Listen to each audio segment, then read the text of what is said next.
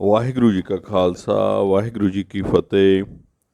ਧੰਨ ਧੰਨ ਸੰਤ ਬਾਬਾ ਅਤਰ ਸਿੰਘ ਜੀ ਮਹਾਰਾਜ ਮਸਤੂਆਣਾ ਸਾਹਿਬ ਵਾਲੇ। ਇੱਕ ਦਿਨ ਮਹਾਰਾਜਾ ਰਣਬੀਰ ਸਿੰਘ ਜੀਂਦਪਤੀ ਦਾ ਵਿਸ਼ੇਸ਼ ਪ੍ਰਤੀਨਿਧੀ ਹਾਜ਼ਰ ਹੋਇਆ। ਨਮਸਕਾਰ ਕਰਕੇ ਮਹਾਰਾਜ ਦੀ ਪੱਤਰਕਾ ਸ਼੍ਰੀ ਸਾਂਝੀ ਮਹਾਰਾਜ ਦੇ ਪਾਵਨ ਚਰਨਾਂ ਵਿੱਚ ਰੱਖ ਦਿੱਤੀ, ਜਿਸ ਵਿੱਚ ਮਹਾਰਾਜ ਨੇ ਨਿਮਰਤਾ ਨਾਲ ਪ੍ਰਾਰਥਨਾ ਕੀਤੀ ਸੀ ਕਿ ਮੈਨੂੰ ਸਾਰੇ ਸਿੱਖ ਮਹਾਰਾਜਿਆਂ, ਸਰਦਾਰਾਂ ਅਤੇ ਸਮੂਹ ਭਾਰਤੀ ਰਾਜਿਆਂ, ਨਵਾਬਾਂ, ਰਈਸਾਂ ਨੇ ਆਖਿਆ ਹੈ ਕਿ ਸ਼੍ਰੀ ਸਾਂਝੀ ਮਹਾਰਾਜ ਜਾਰਜ ਪੰਚਮ ਦੇ ਤਾਜਪੋਸ਼ੀ ਸਮਾਰੋਹ ਵਿੱਚ ਸ਼ਾਮਲ ਹੋਣ ਦੀ ਕਿਰਪਾਲਤਾ ਕਰਨ। ਮੇਰੀ ਪਹਿਲੇ ਹੀ ਇਹ ਤੀਵਰ ਇੱਛਾ ਸੀ, ਸੋ ਪ੍ਰਾਰਥਨਾ ਪ੍ਰਵਾਨ ਕਰੋ। ਆਪ ਜੀ ਬੇਨਤੀ ਪ੍ਰਵਾਨ ਕਰਕੇ ਜੱਥੇ ਸਮੇਤ ਸੰਗਰੂਰ ਪਹੁੰਚ ਗਏ ਅਤੇ ਧਰਮਸ਼ਾਲਾ ਵਿੱਚ ਉਤਾਰਾ ਕੀਤਾ। ਅੰਮ੍ਰਿਤ ਵੇਲੇ ਨਿਤਕ੍ਰਮ ਤੋਂ ਉਪਰੰਤ ਮਹਾਰਾਜਾ ਰਣਬੀਰ ਸਿੰਘ ਜੀਂਦਪਤੀ ਅਤੇ अन्य ਅਧਿਕਾਰੀਆਂ ਸਮੇਤ ਰੇਲ ਸਵਾਰ ਹੋ ਕੇ ਦਿੱਲੀ ਕਿੰਗਜ਼ਵੇ ਕੈਂਪ ਪੁੱਜ ਗਏ। ਸ਼੍ਰੀ ਸਾਂਝੀ ਮਹਾਰਾਜ ਨੇ ਆਪਣਾ ਇਕਾਂਤ ਆਸਨ ਯਮੁਨਾ ਕਿਨਾਰੇ ਰੱਖਿਆ ਤੇ ਇੱਥੇ ਹੀ ਸੁਬਾਹ ਸ਼ਾਮ ਦੀਵਾਨ ਸਜਣ ਲੱਗੇ। ਦਿੱਲੀ ਨਿਵਾਸੀ ਸੰਗਤ ਚਰਨਾਂ ਵਿੱਚ ਹਾਜ਼ਰ ਰਹਿਣ ਲੱਗੀ। ਭਾਰਤ ਵਿੱਚ ਆਪ ਜੀ ਵੱਲੋਂ ਆਪਣੀ ਕਿਸਮ ਦਾ ਪਹਿਲਾ ਸਮਾਗਮ ਸੀ, ਜਿਸ ਵਿੱਚ ਦੇਸ਼ ਭਰ ਦੇ ਰਾਜੇ, ਮਹਾਰਾਜੇ, ਨਵਾਬ, ਰਈਸ, ਤਲਕਾਦਾਰ, ਜਾਗੀਰਦਾਰ, ਸਰਦਾਰ, ਜਨ ਸਾਧਾਰਨ, ਗਰੀਬ ਤੋਂ ਗਰੀਬ, ਹਿੰਦੂ, ਸਿੱਖ, ਮੁਸਲਮਾਨ, ਈਸਾਈ, ਸਹਿਜਧਾਰੀ ਬਿਨਾਂ ਵਿਤਕਰੇ ਦਰਸ਼ਨ ਦੀਦਾਰ, ਕਥਾ ਕੀਰਤਨ ਸੁਣ ਸਕਦੇ ਸਨ, ਨਾਮ ਦਾਨ ਪ੍ਰਾਪਤ ਕਰ ਸਕਦੇ ਹਨ। ਸ਼੍ਰੀ ਸਾਂਝੀ ਮਹਾਰਾਜ ਨੇ ਸਭ ਨੂੰ ਨਾਮ ਜਪਣ, ਵੰਡ ਛਕਣ ਅਤੇ ਕਿਰਤ ਕਰਨ ਦਾ ਉਪਦੇਸ਼ ਦਿੱਤਾ। ਰਾਜਿਆਂ ਮਹਾਰਾਜਿਆਂ ਨੂੰ ਪੂਜਾ ਦੀ ਭਲਾਈ ਅਤੇ ਨਿਆਂ ਕਰਨ ਦੀ ਸਿੱਖਿਆ ਦਿੱਤੀ।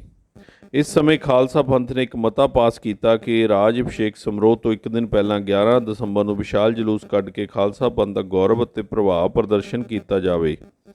ਮੌਰਿਆ ਕਾਲ ਤੋਂ ਲੈ ਕੇ ਰਾਜਪੂਤਾਂ, ਮੁਗਲਾਂ ਅਤੇ ਮਹਾਰਾਜਾ ਰਣਜੀਤ ਸਿੰਘ ਦੇ ਸਮੇਂ ਤੱਕ ਸ਼ੋਭਾ ਯਾਤਰਾ ਹਾਥੀਆਂ ਉੱਪਰ ਕੱਢਣ ਦੀ ਪਰੰਪਰਾ ਸੀ, ਪਰੰਤੂ ਲਾਰਡ ਹੋਰਡਿੰਗ ਤੇ ਬੰਬ ਚੱਲਣ ਜਾਣ ਕਾਰਨ ਜਾਰਜ ਪੰਚਮ ਦੀ ਸਵਾਰੀ ਘੋੜੇ ਤੇ ਕੱਢਣ ਦੀ ਵਿਚਾਰ ਬਣਾਈ ਗਈ। ਇਸ ਲਈ ਪਰੰਪਰਾ ਕਾਇਮ ਰੱਖਣ ਵਾਸਤੇ ਖਾਲਸਾ ਪੰਥ ਨੇ ਰਾਜਕੀय ਪ੍ਰਦਰਸ਼ਨੀ ਤੋਂ ਇੱਕ ਦਿਨ ਪਹਿਲਾਂ ਹਾਥੀਆਂ ਤੇ ਜਲੂਸ ਕੱਢਣ ਦਾ ਮਤਾ ਪਾਸ ਕਰ ਦਿੱਤਾ ਅਤੇ ਜਲੂਸ ਦਾ ਪ੍ਰਬੰਧਕ ਮਹਾਰਾਜਾ ਭੁਪਿੰਦਰ ਸਿੰਘ ਪਟਿਆਲਾਪਤੀ ਨੂੰ ਨਿਯਤ ਕੀਤਾ ਗਿਆ।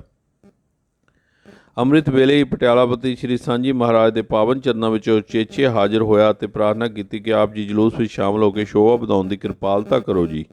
ਸ਼੍ਰੀ ਸਾਂਝੀ ਮਹਾਰਾਜ ਸੰਗਤ ਸਮੇਤ ਪਟਿਆਲਾ ਹਾਊਸ ਪਹੁੰਚੇ ਤਾਂ ਜਲੂਸ ਦੀ ਤਿਆਰ ਹੋ ਚੁੱਕਿਆ ਸੀ ਅਤੇ ਭਾਈ ਸਾਹਿਬ ਅਰਜਨ ਸਿੰਘ ਜੀ ਰਈਸ ਬਾਗੜੀਆਂ ਨੇ ਜਲੂਸ ਦੀ ਸਫਲਤਾ ਵਾਸਤੇ ਆਰੰਭਕ ਅਰਦਾਸ ਕੀਤੀ। ਪਹਿਲੇ ਹਾਥੀ ਉੱਪਰ ਸੁਨਹਿਰੀ ਪਾਲਕ ਵਿੱਚ ਸ਼੍ਰੀ ਗੁਰੂ ਗ੍ਰੰਥ ਸਾਹਿਬ ਜੀ ਸ਼ੋਭਿਤ ਸਨ ਅਤੇ ਤਾਬਿਆਂ ਵਿੱਚ ਭਾਈ ਅਰਜਨ ਸਿੰਘ ਜੀ ਬਾਗੜੀਆਂ ਬੈਠੇ ਸਨ। ਦੂਸਰੇ ਹਾਥੀ ਉੱਪਰ ਸ਼੍ਰੀ ਸਾਂਝੀ ਮਹਾਰਾਜ ਸ਼ੋਭਿਤ ਹੋ ਕੇ ਨਦਰੀ ਨਦਰ ਨਿਹਾਲ ਕਰ ਰਹੇ ਸਨ।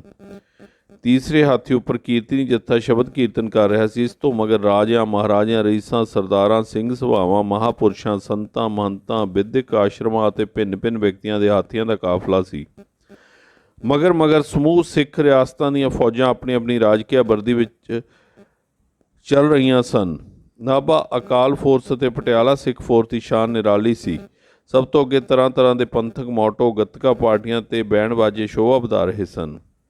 ਸ਼ੋਭਾ ਯਾਤਰਾ ਪਟਿਆਲਾ ਹਾਊਸ ਤੋਂ ਚੱਲ ਕੇ ਦਿੱਲੀ ਦੇ ਭਿੰਨ ਬਾਜ਼ਾਰਾਂ ਵਿੱਚ ਦੀ ਹੁੰਦੀ ਹੋਈ ਗੁਰਦੁਆਰਾ ਸ਼ੀਸ਼ਗੰਜ ਸਾਹਿਬ ਵਿਖੇ ਚਾਂਦਨੀ ਚੌਂਕ ਪੁੱਜੀ। ਸਮੂਹ ਸੰਗਤ ਸਤਿਗੁਰ ਤੇਗ ਬਹਾਦਰ ਜੀ ਮਹਾਰਾਜ ਦੇ ਚਰਨਾਂ ਵਿੱਚ ਹਾਜ਼ਰ ਹੋਈ ਅਤੇ ਨਮਸਕਾਰ ਕਰਕੇ ਜਲੂਸ ਲਾਲ ਕਿਲੇ ਵੱਲ ਚੱਲ ਪਿਆ। ਜਲੂਸ ਦੀ ਸ਼ੋਭਾ ਕਥਨੀय ਸੀ।